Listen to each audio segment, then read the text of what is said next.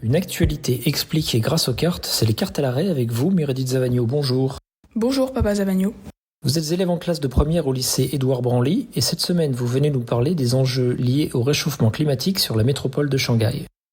Cette semaine, nous allons parler d'enjeux liés au changement climatique pour l'avenir de Shanghai. Symbole de l'ouverture de la Chine au monde et de sa croissance exponentielle, cette grande métropole de près de 3 millions d'habitants est, comme beaucoup d'autres, vouée à être partiellement recouverte par les eaux. Sa situation géographique en faible altitude et près de l'embouchure du fleuve Yangtze la rend particulièrement vulnérable aux fluctuations du niveau de la mer. Des facteurs tels que la fonte des glaciers et la désintégration de la calotte glaciaire devraient accélérer cette montée, multipliant ainsi le risque de débordement. L'urbanisation rapide de la ville aggrave également le risque lié à la montée du niveau de la mer. En raison de l'importante densité de bâtiments ainsi que de l'exploitation excessive des eaux souterraines, l'enfoncement des terres est accéléré. La ville a interdit l'extraction d'eau souterraine en 2013 pour freiner son affaissement, qui avait atteint près de 3 mètres en un siècle. Par rapport à 2010, certains experts estiment que les zones submergées par les creux augmenteront de 50% d'ici à 2100. En l'absence de mesures d'adaptation rapides, la ville du Delta pourrait être confrontée à de fortes inondations.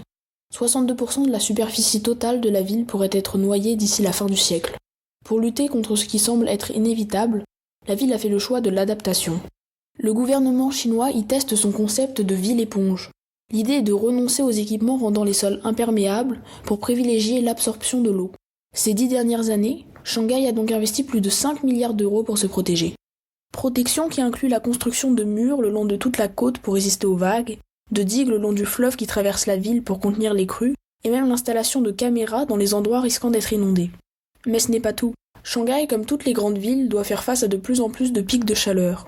Depuis 2005, on note une hausse continuelle des anomalies de température et de précipitations dans la ville. Des climatologues ont établi que les changements climatiques avaient augmenté de 30% les probabilités de pareilles conditions dans certains pays d'Asie. La structure de la ville ne fait qu'amplifier ce phénomène. En effet, le béton et le goudron retenant la chaleur dans des cas de températures extrêmes, la ville devient presque invivable.